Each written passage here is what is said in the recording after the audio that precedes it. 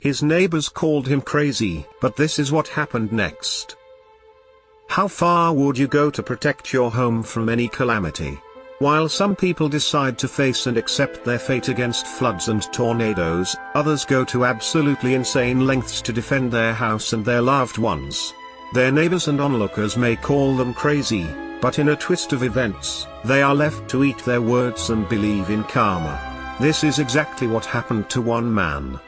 In May 2016, as record-breaking storms began to sweep across Texas, residents began to hoard sandbags and prepare for the worst.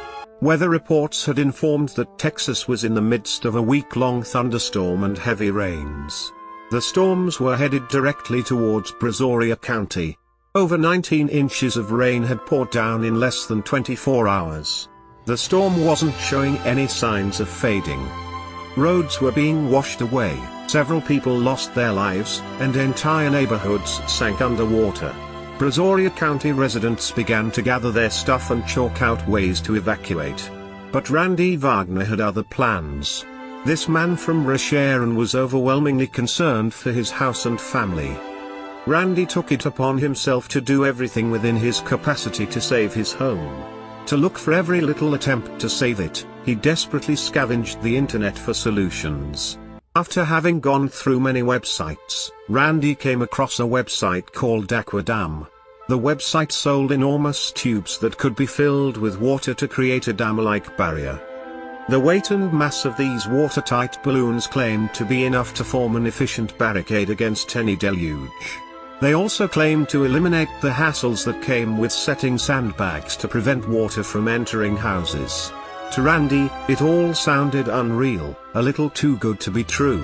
He had never heard of anyone using the aqua dams before. But as he would have done anything for his home, he decided to give it a try. He purchased a 30-inch tall and 450 featuring long aqua dam for around $8,300. He made an astonishing 520-mile round trip to Louisiana to pick up the 800-pound contraption. All this while, he desperately hoped and prayed that he would make it back to Brazoria County before the storm unleashed its tirade. 3 days later, water began to flood the entire land around everyone's homes. Randy and 2 of his family members began rolling out the long tube. They positioned it protectively around their family home. They used 2 gasoline pumps and water from a nearby pond for the tube. They began to inflate the 2 inner tubes of the long rubber-like barrier and filled it with water. In half a day, their protection was ready. Of course, all this was done out in the open, around his house. His neighbors watched on as Randy frantically struggled to assemble his dam. Soon enough, when they realized what he was up to, they started giggling and laughing at him. They mocked his idea and said there was no way this thing would save his house from the floods. Despite being mocked and ridiculed, Randy refused to pay heed to their derision. He had dedicated all his faith in his strange contraption. After the dam was laid out, he went back to his family inside and they waited for the storm. By June, the Brazos River gradually began to swell. It quickly flooded the nearby regions. The scale was so serious that a disaster declaration was issued. Thousands of poor residents had no choice but to evacuate their homes. As images and clips from the affected areas were broadcasted around the country, the seriousness and intensity of the whole thing was out on display. All houses, big and small, were flooded and looked in a very sorry state. Well, all but one. Randy's home was high and dry. His house looked normal as ever, like a dry green oasis in flooded muddy waters. Apparently, Randy's seemingly crazy plan had worked.